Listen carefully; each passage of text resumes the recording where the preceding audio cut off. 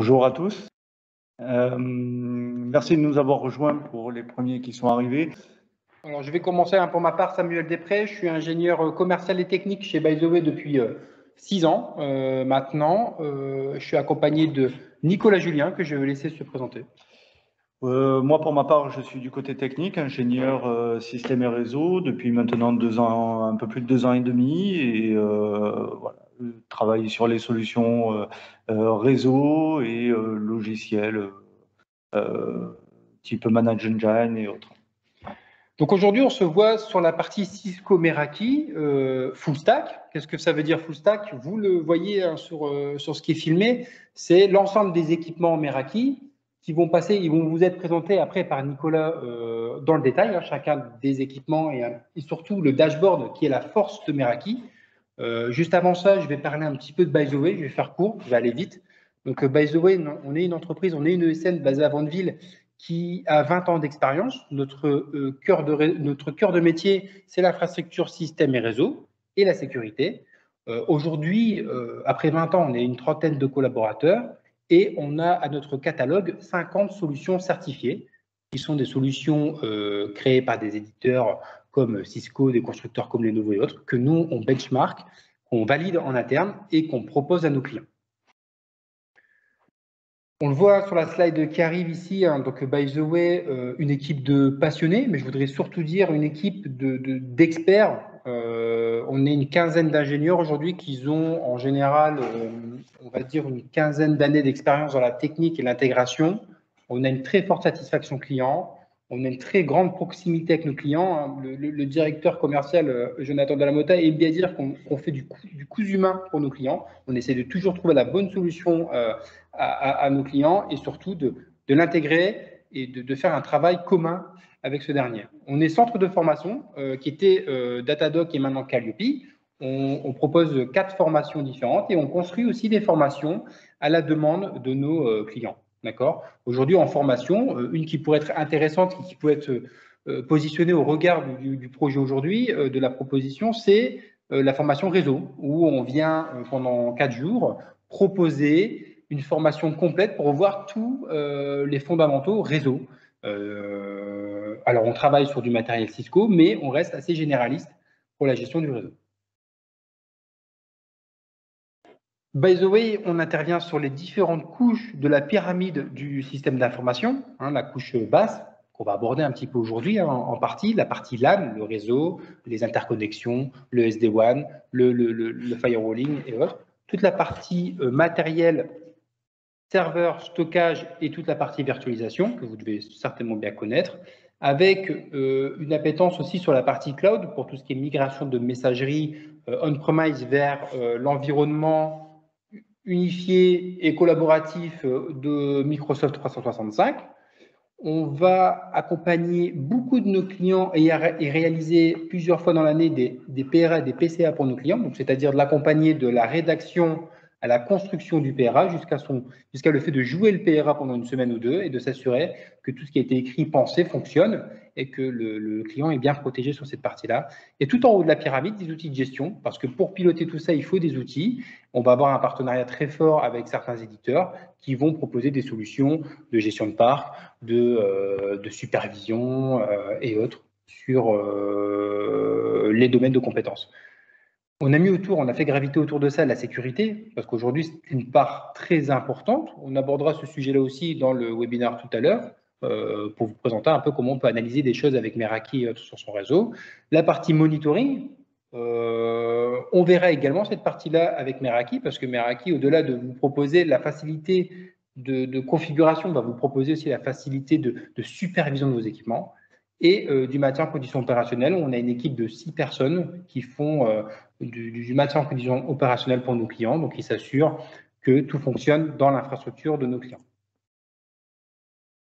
On change de slide et je vais laisser la parole à Nicolas Julien qui va vous présenter tout le portfolio Meraki. On va essayer d'être assez succinct sur la partie du PowerPoint et on va passer rapidement en mode démo pour vous montrer un peu en vrai, en live, comment ça fonctionne. J'active les micros pour tout le monde. Si vraiment il y a quelque chose que vous voulez nous dire et nous couper, il n'y a pas de souci. Sinon, ce que je vous propose, c'est plutôt d'écrire dans la conversation. On prendra du temps quand même pour vous répondre à la fin de la présentation. D'accord? Merci Samuel. Meraki, qui a été fondé en 2006, s'oriente sur toute la partie réseau, toute la couche réseau.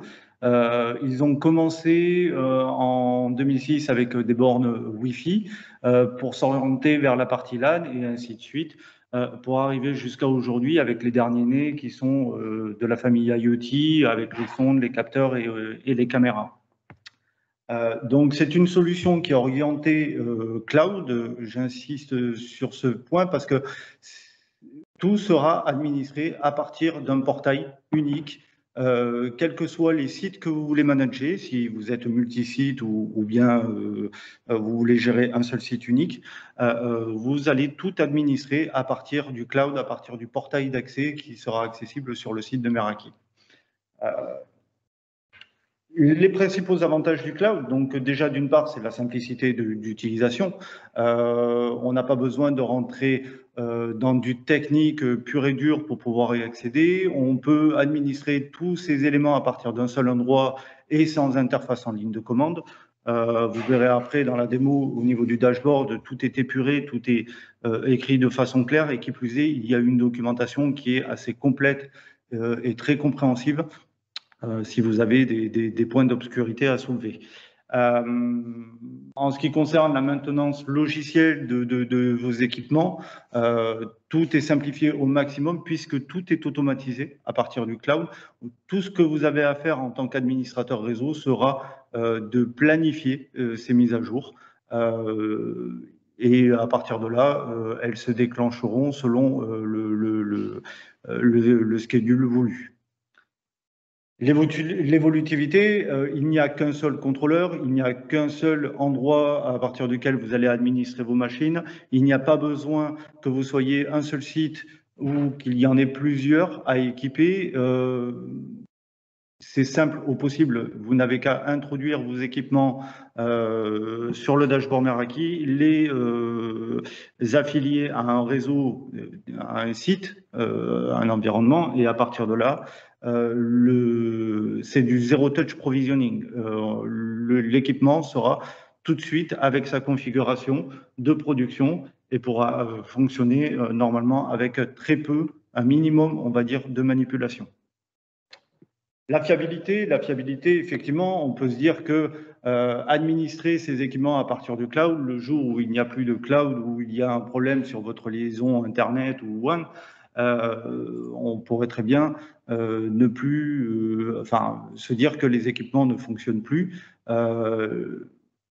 Il s'avère que non, les équipements vont continuer à fonctionner en offline. Néanmoins, c'est simplement la partie communication avec le dashboard pour l'administration qui sera coupée. Donc ça, d'une part, c'est pas parce que le lien sera coupé que les équipements derrière ne pourront pas fonctionner, d'une part. D'autre part, Meraki s'appuie sur de nombreux data centers qui sont hébergés un petit peu partout dans le monde, et notamment il y en a 3 en Europe, ceux sur lesquels sont hébergés les équipements que nous vous présentons aujourd'hui, notamment à Dublin, Francfort et Munich, il me semble. Cela permet d'avoir une gestion au plus près de chez vous, malgré qu'elle soit hébergée dans le cloud. Si jamais il y avait un problème sur l'un des serveurs qui est censé administrer vos équipements, vous avez toujours la redondance qui est assurée avec du Cisco derrière, effectivement.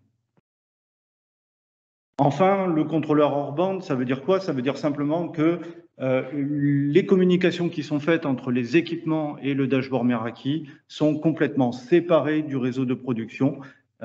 Et en ce qui concerne le trafic utilisateur, serveur, le trafic d'entreprise en tant que tel, reste sur le LAN et ne sort pas sur le cloud, tout simplement.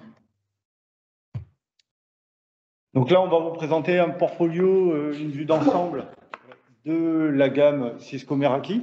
Donc là, je me permets d'attirer votre attention sur la vidéo qui est en place, à commencer donc du coup par la partie switch. que nous avons là. Donc là, pour le coup, c'est un MS125 avec 48 ports. Nous avons ensuite un MX qui est positionné dessus, qui est l'appliance de sécurité qui va faire office de pare-feu et qui va pouvoir gérer tous vos sites distants via du SD-WAN. Ensuite, nous avons l'AMG21 qui est un routeur cellulaire qui va vous permettre d'utiliser le réseau 4G comme accès WAN. Et c'est sur la maquette, c'est ce qui se produit actuellement. Nous avons tous les équipements connectés à cette passerelle 4G pour communiquer avec le dashboard Meraki. Ensuite, nous avons ce que tient Samuel, un point d'accès Wi-Fi, une MR42 que nous avons là, avec la caméra qui se trouve sur sa gauche et le capteur de température et d'humidité qui se trouve sur la droite, que nous avons connecté en Bluetooth sur la caméra.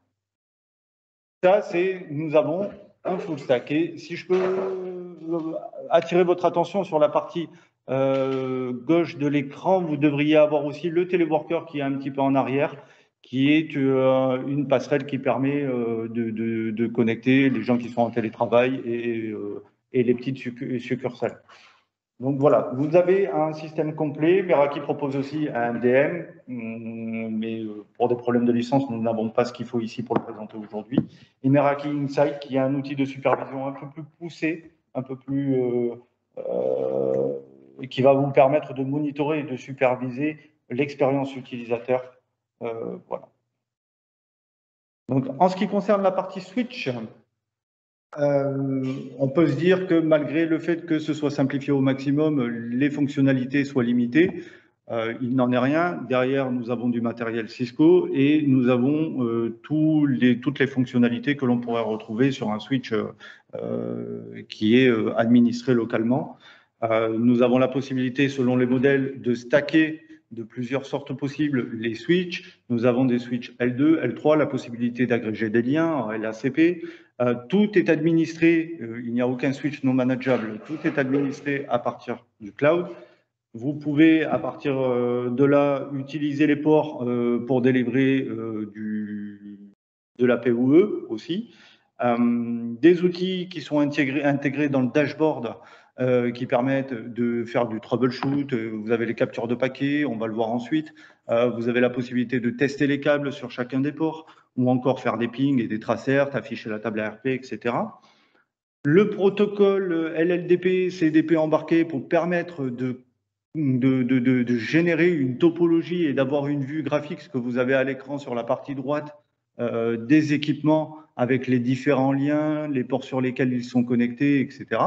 Donc ça permet d'avoir non seulement une vue de niveau 2 avec les liens physiques, mais aussi une vue de niveau 3 pour voir où sont portés les différents VLAN que vous avez sur votre réseau d'entreprise. Bien entendu, on peut utiliser les switches comme relais DHCP ou encore serveurs DHCP pour délivrer sur les différents VLAN des adresses IP dynamiquement. Le RSTP, le Rapid Spanning Tree, est implémenté aussi et poussé à son minimum de paramétrage dans le sens où il est activé par défaut et vous n'avez juste qu'à définir la priorité pour la racine STP, pour élire la racine STP. La QoS rentre en ligne de compte, bien évidemment, et la possibilité de remplacer les pièces à chaud, le principe du warm spare, ou encore d'effectuer, d'implémenter le VRRP pour avoir une IP virtuelle pour deux équipements. Si l'un des équipements tombe, l'autre prend le relais immédiatement sans interruption de service.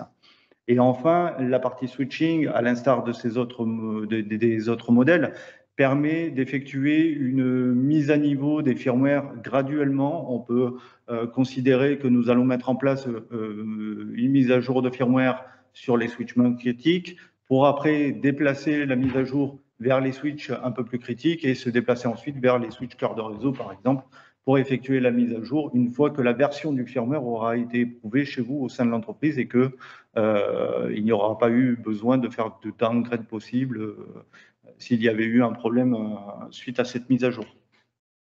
Donc, je vous présente la gamme des switches. Donc, il y en a clairement pour tout type d'entreprise. L'idée, c'est que les switches vont couvrir tous les besoins. Aujourd'hui, on voit tout en haut à gauche un switch 8 ports qui peut être posé sur un bureau, qui peut même être PoE, qui peut être assez utile, compact, et qui dispose des mêmes fonctionnalités que les autres switches. Et plus on va monter en gamme, plus on va avoir des fonctionnalités supplémentaires. On remarque qu'il y a les MS120, qui sont des switches qui sont non stackables en fond de panier. On voit qu'il y a le 120, 125. La différence, c'est les interconnexions à droite, les uplinks, qui sont de 1 giga en MS120 et 10 gigas en MS125. Et on va retrouver cette même typologie-là partout. Si on voit les 200, il y a les 225 sont des 10 gigas sur les uplinks. Et les 202 parce que justement, on peut les stacker en fond de panier. Et ensuite, on continue de monter de gamme. On passe sur des switches un peu plus haut de gamme. On va avoir les MS 350, 55, 390 qui vont offrir encore des fonctionnalités supplémentaires. Double alimentation, interconnexion 10 ou 40 gigabits, du mGig pour faire de l'interconnexion avec des bornes Wi-Fi en 5 gigas, pour faire de l'interconnexion avec des serveurs et du câble RJ45 en 10 gigas sur le switch. Et on arrive sur pas les plus hauts de gamme, mais les switches de cœur de réseau, où là, on va se retrouver avec du switch full fibre, qui vont de 16 ports à 32, de 1 giga, 10 gigas, jusqu'à 40 et 100 gigas.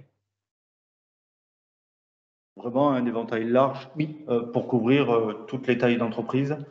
Ça permet de mettre le bon switch face à son bon besoin. Typiquement, sur un switch de distribution à un étage, on peut peut-être partir sur un MS 120 parce qu'on a besoin d'en mettre 15. Si on veut en mettre 2 et commencer à stacker, on part sur la gamme des 200. En cœur de réseau, on peut partir sur la gamme des MS 350, 355 ou si on veut du cœur réseau full fibre, 425 et autres.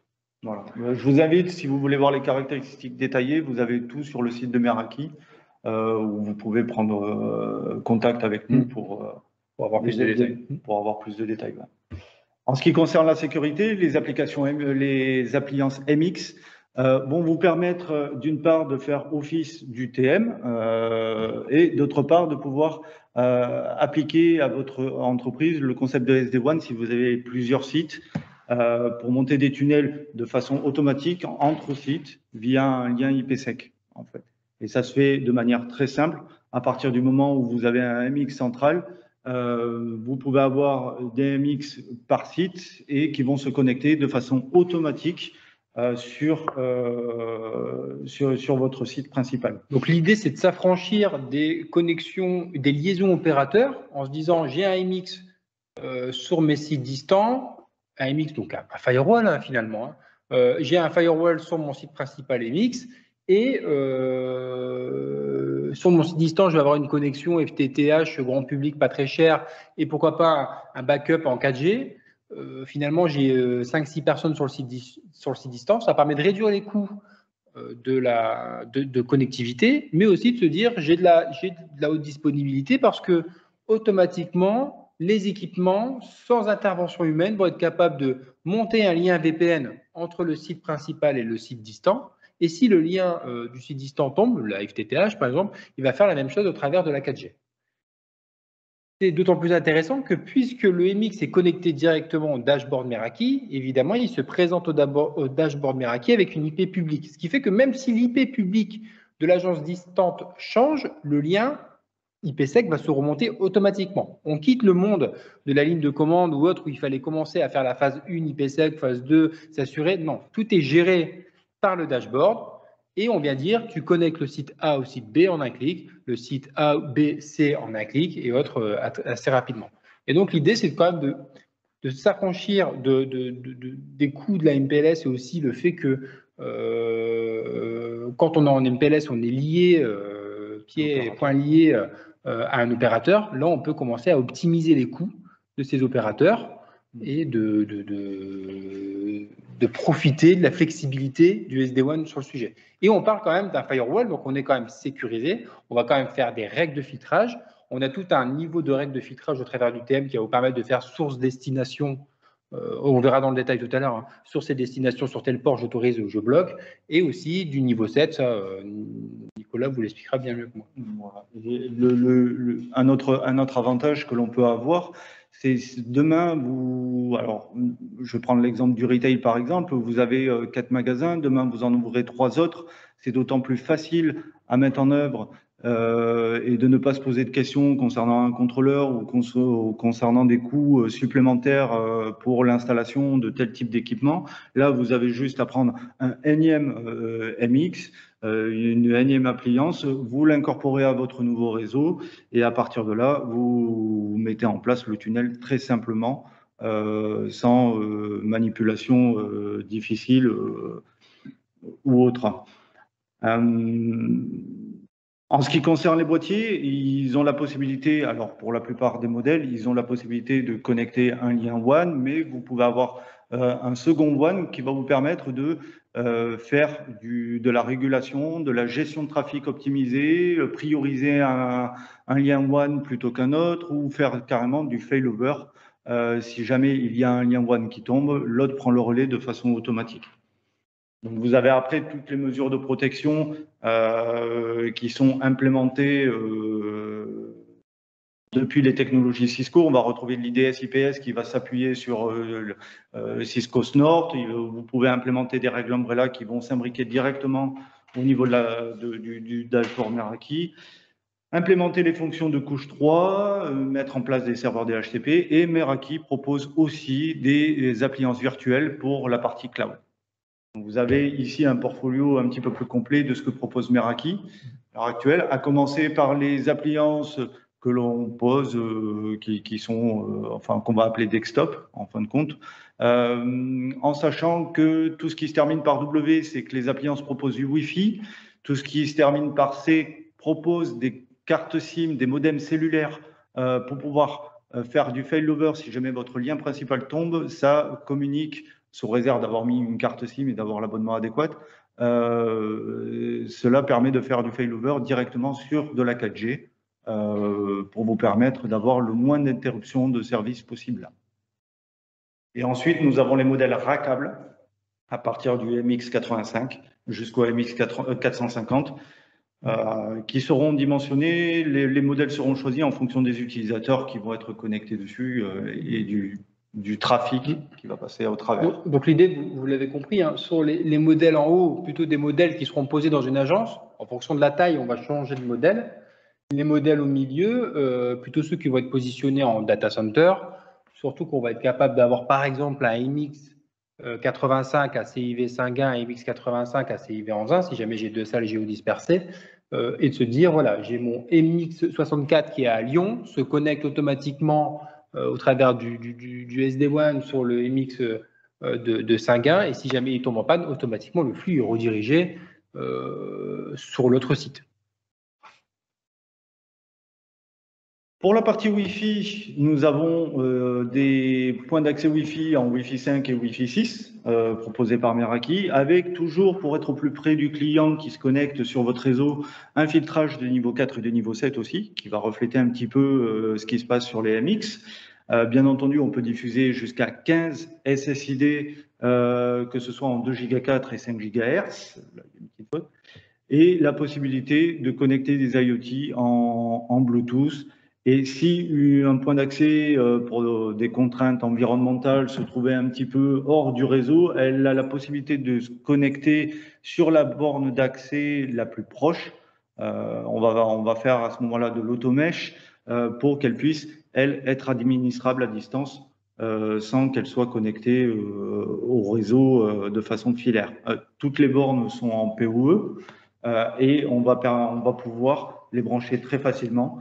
Une chose que l'on n'avait pas évoquée, c'est vrai, le dashboard permet de mettre en place des templates de configuration, ce qui fait qu'on peut déployer très simplement des bornes Wi-Fi avec des SSID déjà préconfigurés au sein d'un même template. Il y a juste à appliquer le template et en peu de temps, on peut se retrouver avec un déploiement de 15, 20, 30 bornes, enfin peu importe, à partir du moment où tout est géré à partir d'un seul et même endroit, un seul contrôleur pour les gérer tous. On a la possibilité, dans le cadre des SSID guest, de pouvoir mettre en place un portail captif customisable pouvoir faire de l'analyse de fréquences radio. Tout est géré par le contrôleur. Néanmoins, on peut mettre en place des profils radio et étiqueter les points d'accès pour appliquer ces profils radio. On peut mettre en place, bien entendu, de l'authentification multiple et on va retrouver les mêmes outils diagnostiques que l'on peut retrouver sur les switches Meraki, de même que sur les MX, à savoir les outils de ping, les outils capture de paquets, etc. En termes d'analyse des clients, les bornes Meraki peuvent observer tout ce qui se passe aux alentours, dans leur environnement direct, et voir, en fonction des ondes émises, voir s'il y a des habitués qui se connectent tout le temps aux mêmes heures sur les mêmes points d'accès, ou éventuellement les passages occasionnels, ou voire même les gens qui ne se connectent pas du tout, mais qui passent régulièrement, des passants réguliers. Cela peut permettre d'avoir des statistiques, notamment, je pense au retail, toujours au retail, mais ça peut avoir des statistiques intéressantes pour les fréquentations des magasins, des points de vente ou autres.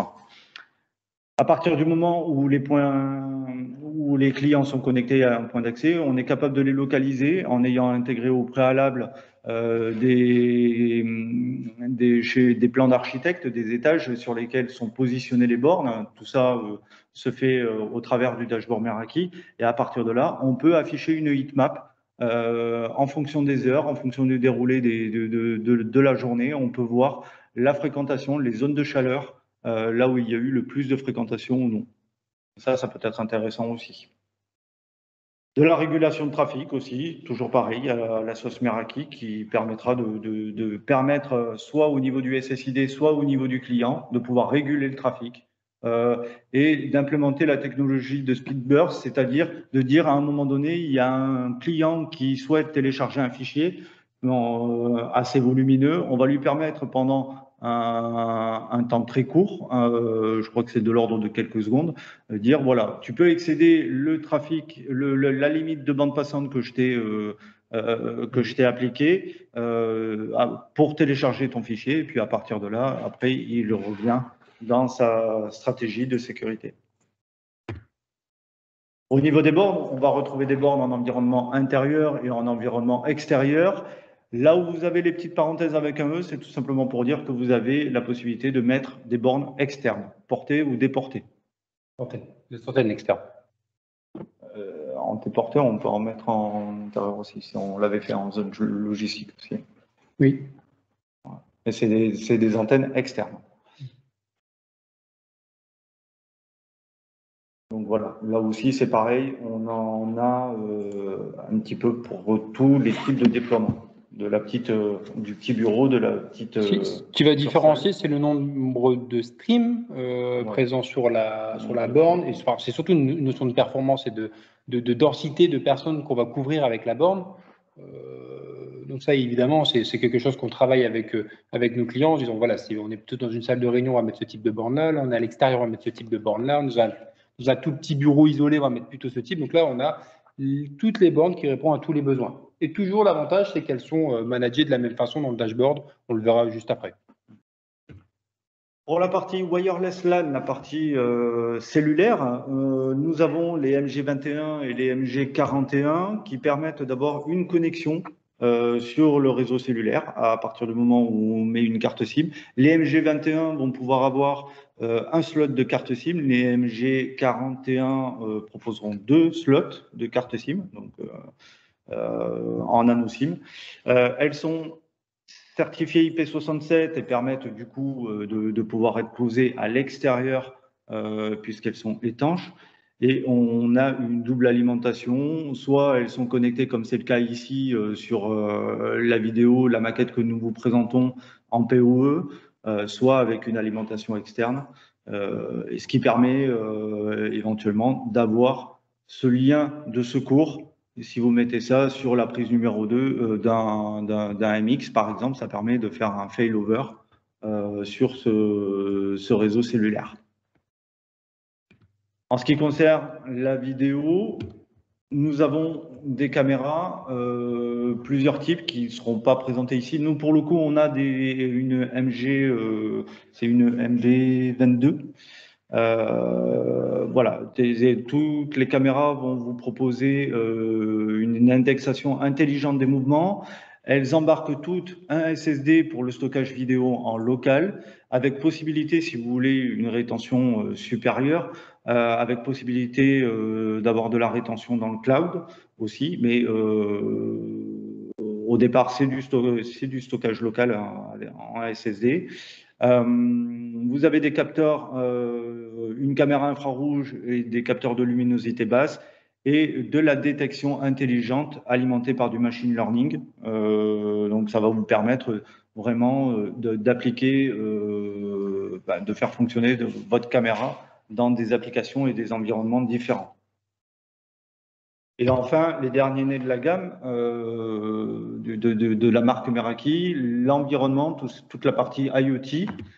Ça va vous permettre d'avoir des sondes de température et d'humidité pour les MT10, les MT11, des sondes de température en milieu fermé, je pense notamment au frigo, par exemple, ou aux salles froides.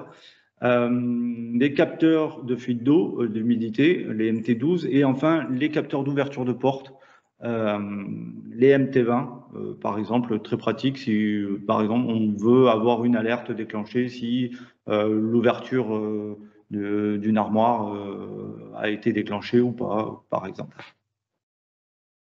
Donc là, on va passer à la partie démo, ça va vous permettre de voir un petit peu plus. Justement, on a une petite question, une autre qui est en train de s'écrire. On m'a dit qu'on n'a pas parlé de la partie Air Marshall. Je vous ai envoyé la toute petite documentation sur le sujet. Si tu peux en dire un mot, peut-être. Ouais, la partie Air Marshall va se concentrer sur, en fait, en fonction des bornes de ce qu'elle voit, il est possible que il y ait une tentative de SSID spoofing. J'entends par là quelqu'un qui émette avec son propre point d'accès Wi-Fi, le même nom, le même SSID, et en fonction des adresses MAC, on va pouvoir bloquer les connexions des clients à ce point d'accès malveillant, en fin de compte. Ça permettrait de ne pas avoir à divulguer les éventuelles clés prépartagées WPA2 ou même le trafic qui pourrait être capté derrière. Si un client qui croyait se connecter au SSID de l'entreprise se connecte en fait sur un point d'accès qui émet le même nom et qui est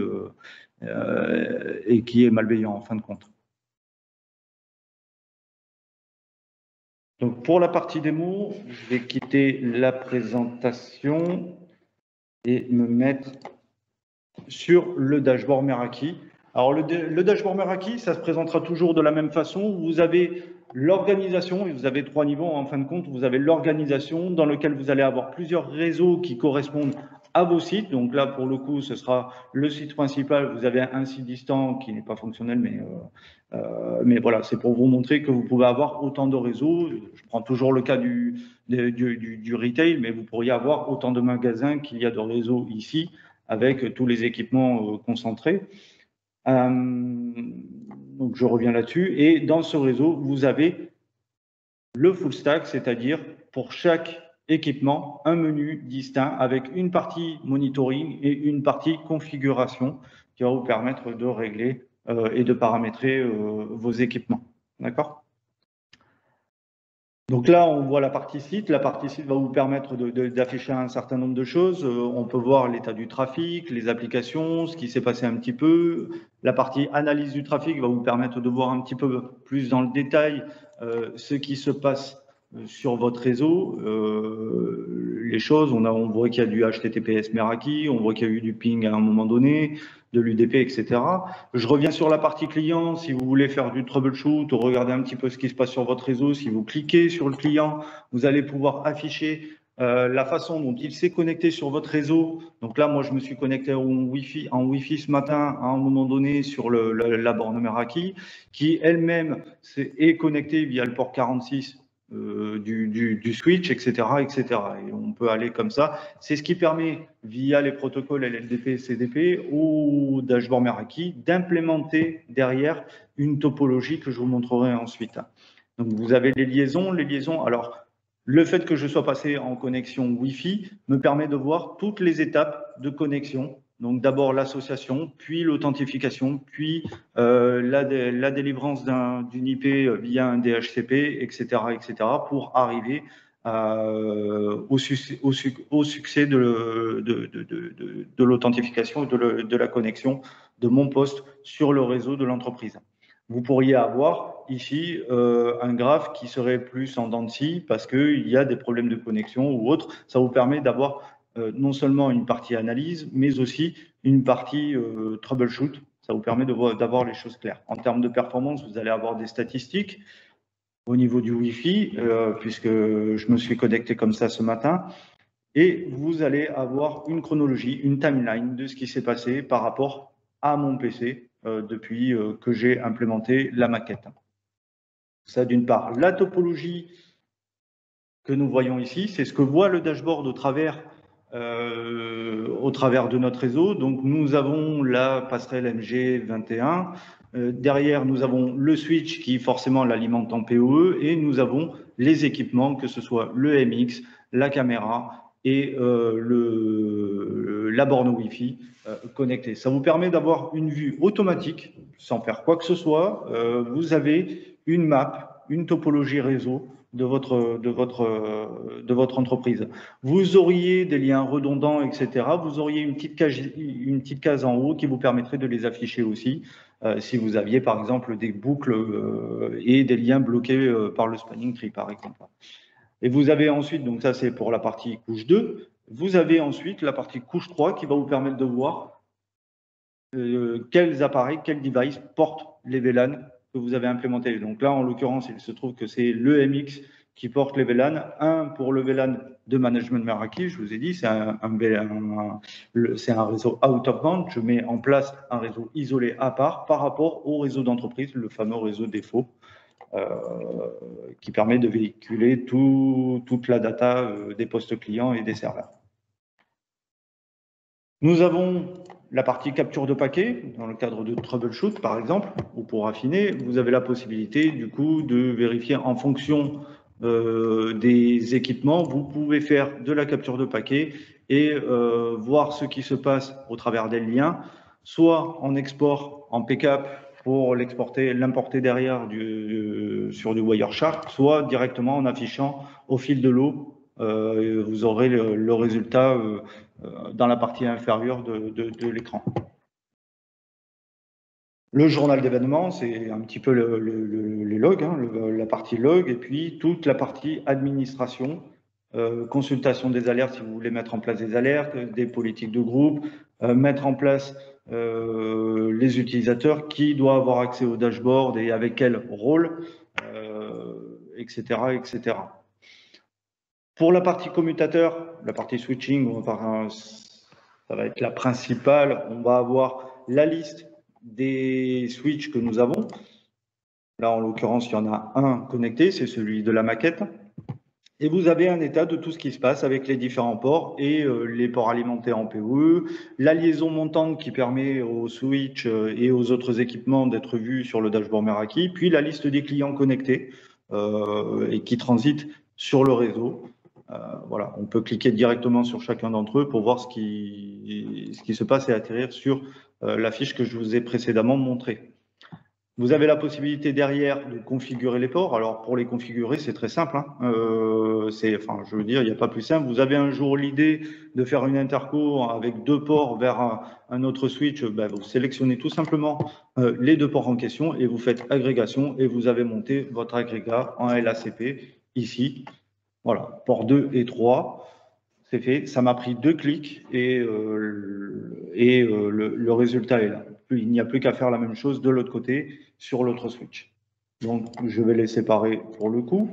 Vous avez ensuite, lorsque l'on rentre sur la page de configuration d'un port, la possibilité, voilà, vous avez tout un tas de commandes qui vous permettront de gérer la négociation de vitesse, mettre en place du BPDU Guard ou du Route Guard, etc. pour la partie spanning tree, définir les VLAN si vous êtes en mode trunk, si vous voulez véhiculer plusieurs VLAN, ou si c'est de la distrib en access, en mettant en place un bel envoi si vous avez de la VoIP, activer ou désactiver la PoE aussi, éventuellement, ou encore programmer aussi l'extinction des ports. On peut partir du principe que vous vouliez mettre en place une planification pour dire, ben voilà, le switch qui alimente une salle de réunion, ben, la nuit de 20h jusqu'à 7h le lendemain, je veux que les ports soient éteints pour des raisons de sécurité. Et là, ça se fait très simplement au travers d'une planification. C'est très graphique, c'est très simple à mettre en œuvre et c'est efficace. Alors l'idée, c'est que ça, sans Meraki, sur un switch Cisco, c'est une centaine de lignes de commandes différentes. Si on veut balayer un peu tous les paramètres qu'on voit ici, c'est des choses qu'on connaît, qu'on maîtrise, mais qu'on ne connaît pas par cœur. On est obligé de relire ses notes parce que les commandes ne sont pas toujours super faciles. Et là, en fait, on peut juste se focaliser sur la technicité réseau et arrêter de se focaliser sur la technicité constructeur, on va dire. Voilà, exactement. Et après, à partir de là, pour chaque port, vous pouvez rentrer dans les détails. Donc, je vais prendre par exemple un lien ici. Ça va m'ouvrir un nouvel onglet dans lequel je vais pouvoir, moi, de mon côté, me focaliser sur le port en question, donc vérifier la configuration, afficher des stats, voir ce qui est connecté derrière via le protocole CDP ou LLDP, suivant ce qui est supporté. Ça pourrait être un autre switch d'une autre marque que Meraki.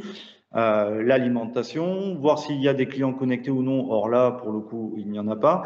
Et si jamais il y avait des problèmes, si vous vouliez faire du troubleshoot, etc., vous avez la possibilité soit de capturer des paquets directement sur ce port, soit de redémarrer le port, un port cycle, c'est-à-dire de faire un shut no shut, ce que l'on aurait sur du Cisco, sur de l'iOS par exemple, ou encore tester le câble pour voir un petit peu ce qui se passe, voir si les paires sont OK, chacune des paires, et vérifier la longueur, etc., etc. Très pratique. Vous avez tout à portée de main au niveau d'un seul et même équipement. Voilà. En ce qui concerne les outils, derrière, vous pouvez faire des pings, redémarrer le switch si vous en avez besoin, faire clignoter les LED, etc., etc. Donc, je passe très vite parce que le temps est compté. Je vais passer sur la partie MX.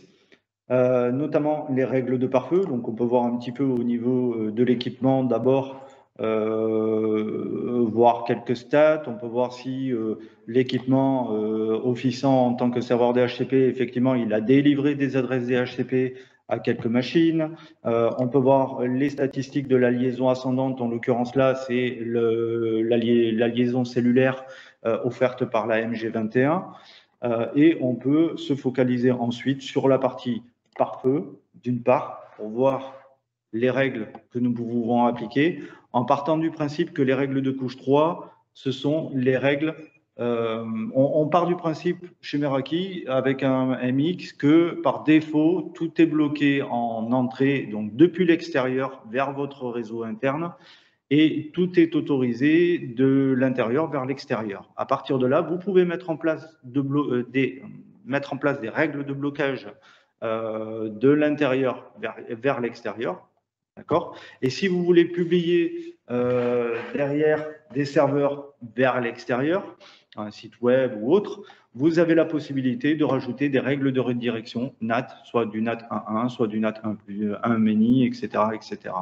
D'accord. Ça, c'est pour la partie filtrage de niveau 3 où vous pouvez appliquer. Voilà. Donc, ce qui est intéressant de ce qu'on se retrouve ici, c'est qu'on va avoir des règles qui sont classiques hein, pour un firewall. On va dire, j'autorise ce port-là, source et destination. Mais surtout que si j'ai 200 agences en France et que la configuration est la même sur les 200, étant donné que Nicolas Julien travaille bien et prépare un template pour déployer ces firewalls, il modifie le template et automatiquement, on va venir ajouter les lignes un peu partout et faire de l'édit de règles de firewall en masse et d'actualiser toutes ces agences. Donc ça, c'est super intéressant. Voilà. Les templates de configuration sont applicables à tous les équipements, que ce soit les commutateurs ou les MX ou les bandes Wi-Fi. Vous pouvez appliquer un template de configuration sans aucun problème. Vous avez la possibilité derrière d'ajouter des règles sur la couche 7, c'est-à-dire de dire, bah, par exemple, je ne veux pas que les postes clients accèdent à YouTube.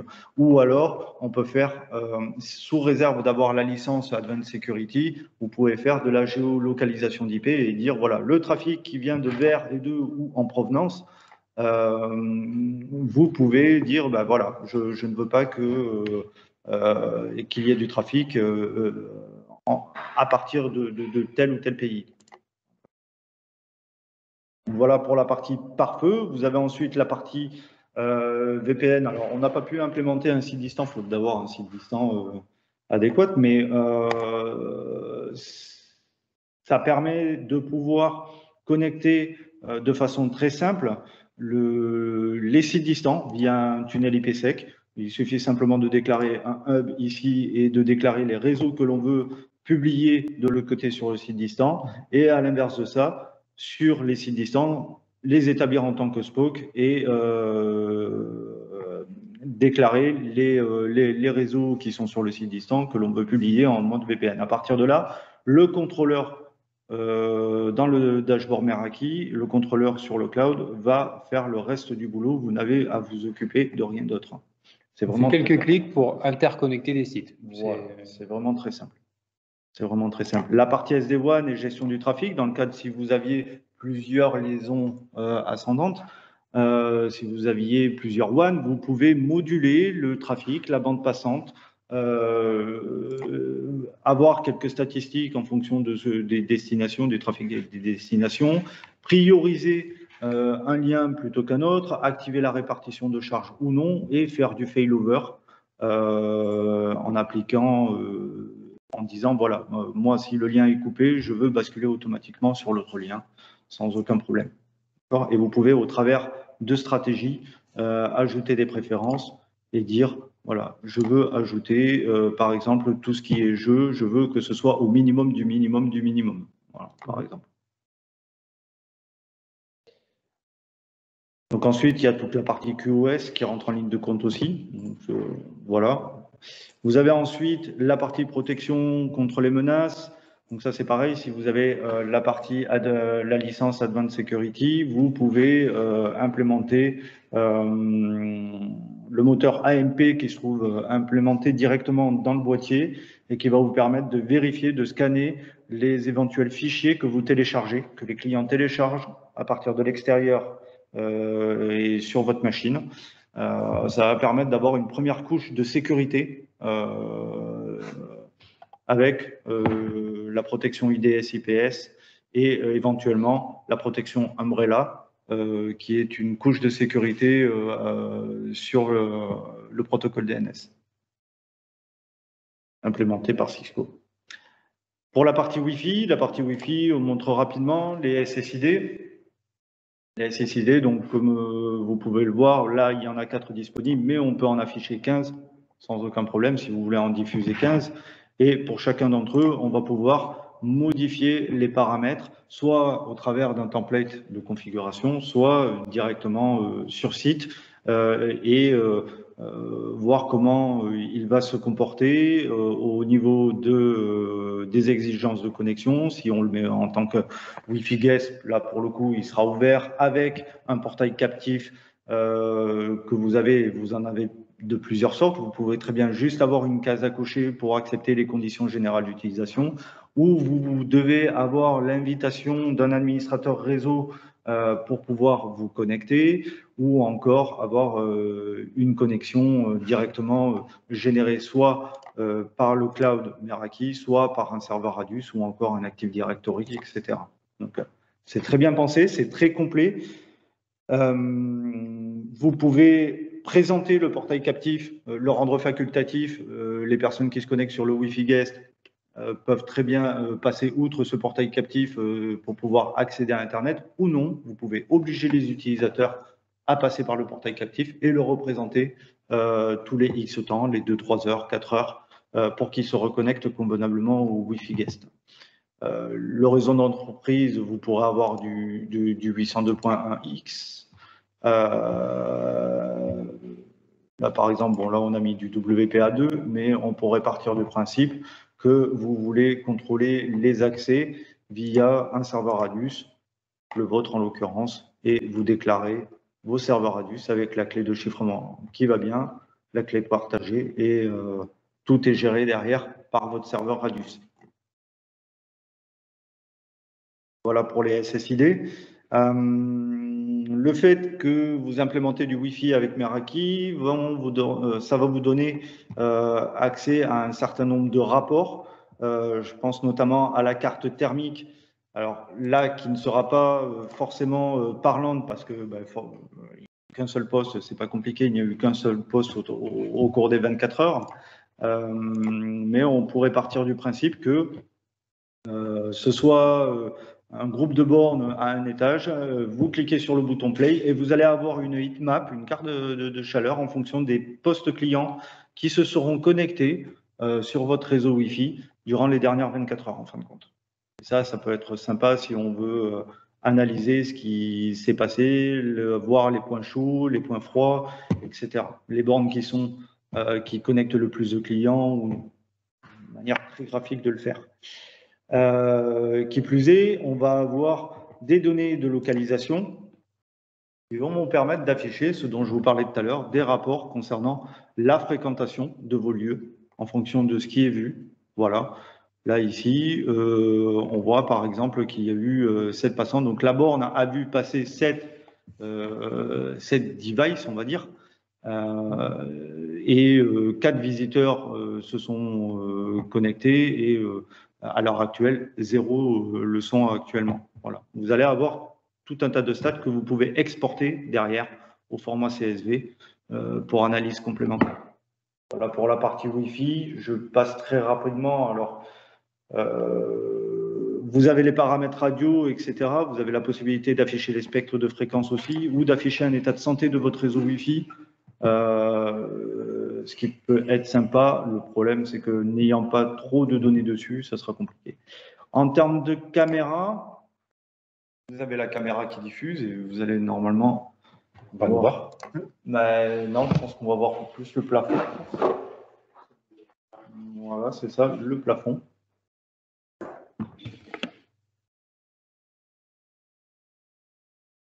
Voilà, beaucoup caméra. Et en fin de compte, elle va permettre de détecter les mouvements et de pouvoir vous alerter s'il y a quoi que ce soit qui se passe dans un lieu fermé, clos. Vous allez pouvoir rechercher les mouvements à un moment donné sur une région, par exemple, ou si je bascule sur d'autres. Alors, je pourrais mettre d'autres. Si je prends par exemple à midi, il y avait du monde. Voilà.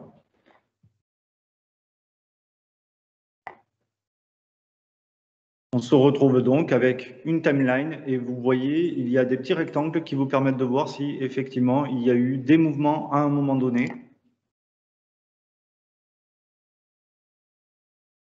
Le temps qu'il charge. Je rappelle que le stockage est local et que ce sont des SSD qui sont embarqués directement dans les caméras. Donc, suivant les modèles, vous allez avoir des modèles à 128 Go, 256 et 512 Go, même pour les plus grosses caméras. Voilà, par exemple. Au travers de ça, vous allez pouvoir analyser les fréquentations. Les caméras sont capables de voir un petit peu s'il y a une personne qui est passée ou plusieurs personnes. On va pouvoir établir des statistiques et effectuer des cartes de chaleur de mouvement à un moment donné, suivant les périodes de la journée, en fonction de l'image établie. Alors là, c'est pas très parlant parce qu'elle filmait le plafond. Néanmoins, vous placez ça dans une zone de passage où il y a beaucoup de fréquentation et vous pourrez voir effectivement, vous pourrez avoir une carte, une heatmap des endroits où il y a le plus de mouvement en fin de compte. Voilà.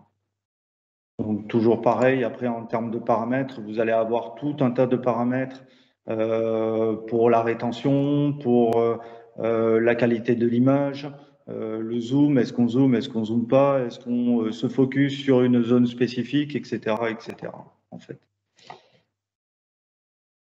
Au niveau de la qualité de conservation, avec la rétention, si je bouge, si je veux activer l'enregistrement audio, par exemple, on va voir que la durée de rétention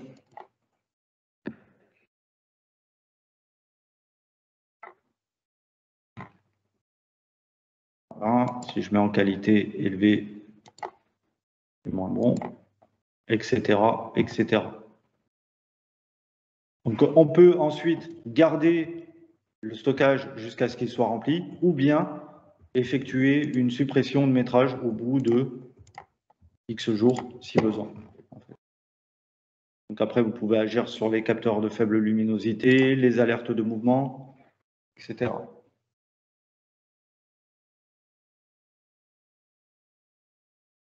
Le mode détection d'objets, qui est encore en bêta, est basé sur un principe de machine learning, en fin de compte. Les caméras vont être capables à un moment donné de vous alerter ou de se focaliser sur un équipement. Je prends l'exemple, par exemple, un PC portable qui serait tout au long de la journée sur un bureau. À un moment donné, une personne vient l'enlever. Vous pourriez être alerté dès que cet objet-là ne fait plus partie du cadre de l'image, en fin de compte. Ça peut être sympa aussi, suivant les champs d'application. Et pour les capteurs,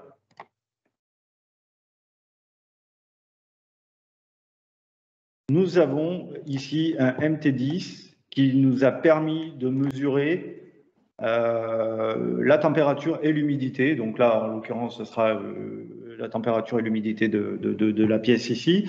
Alors, pour la faire courte, ces capteurs communiquent en Bluetooth, soit sur les points d'accès MR, soit sur les caméras MV. Il m'a suffi simplement de mettre les piles et elles se sont appairées automatiquement avec leur passerelle voisine et elles ont commencé automatiquement à s'imprégner des valeurs environnementales. On voit par exemple que toute la nuit ici, c'est descendu jusqu'à 15 degrés, jusqu'à ce que l'on mette le chauffage le matin et qu'on parte à une valeur actuelle de 21,5 degrés, ce qui est très bien. Voilà. J'ai fait le tour un petit peu de tout ce que peut proposer Meraki. Alors, il est clair que sur chacun des équipements, on pourrait faire un webinar à part entière. Il y a beaucoup de choses à dire, beaucoup de choses à voir. N'hésitez pas, si vous avez des questions. Il nous reste encore quelques minutes. Oui. Vous l'avez vu, là, on est sur un paramétrage qui est relativement simple pour la démonstration, mais on équipe chez By the Way des clients qui sont dans le retail, qui déploient des full stack sur leurs magasins, à peu près 80 magasins. On équipe des centres hospitaliers sur la partie cœur de réseau, edge, distribution, Wi-Fi. Donc, parce qu'on a confiance dans l'équipement, parce que c'est du Cisco, parce que c'est géré et c'est bien piloté par Meraki. Parce qu'on est capable de porter tous les protocoles qui existent Cisco aujourd'hui. Typiquement, on va avoir la capacité de faire du VRP, de stacker. On sait faire aussi, par exemple, sur les MS425, du flexible stack, où pour l'un de mes clients, par exemple, je propose entre deux bâtiments espacés de 300 mètres, il y a une fibre noire qui passe entre les deux. On vient interconnecter les deux switches sur un port 40 gigabits. Et en fait, les deux switches sont vus comme un seul, comme un stack, comme une pile de switches, ce qui permet d'avoir vraiment de la redondance. Vous l'avez vu, c'est ce qu'on aime dans Meraki chez By the Way, c'est qu'on peut se concentrer sur le réseau, on peut se concentrer sur ce qu'on a besoin de faire. Les équipes informatiques sont souvent en restreinte et on a besoin d'être très polyvalent, de toucher à tout. Là, ça permet quand même de s'affranchir de toutes ces technicités qu'on peut retrouver partout, Cisco, traditionnel, HP et autres, où parfois c'est complexe, parfois il faut passer du temps à comprendre comment faire les bonnes lignes de commande et saisir les bonnes choses pour que ça fonctionne. Là, il n'y a pas d'erreur, c'est-à-dire que si on veut faire un agrégat, on sélectionne les 2 ports, les 4 ports et on fait notre agrégat. On ne se dit pas j'ai pas pris la mauvaise option ou pas, parce que de toute façon elle est proposée, elle est documentée systématiquement à côté. Souvent il y a une espèce de petit i qui vous permet de comprendre ce que ça veut dire. Et en plus, la force de Meraki, ce sont les documentations en ligne. J'en ai poussé il y a quelques minutes dans le chat. Allez voir, vous allez voir, c'est plutôt bien expliqué. Il y a des schémas, c'est très simple d'explication. Il y en a énormément en français encore, donc il ne faut pas hésiter à les chercher en français. Et voilà. Ce qu'il ne faudra pas hésiter, c'est de revenir vers nous si vous souhaitez une démonstration plus personnalisée sur certains équipements, si vous avez besoin d'avancer avec By the Way sur le sujet, on se tient à votre disposition avec grand plaisir. En tout cas, merci tout le monde de nous avoir écoutés, de surtout avoir écouté Nicolas Julien là-dessus. Merci à vous. Et bonne journée tout le monde.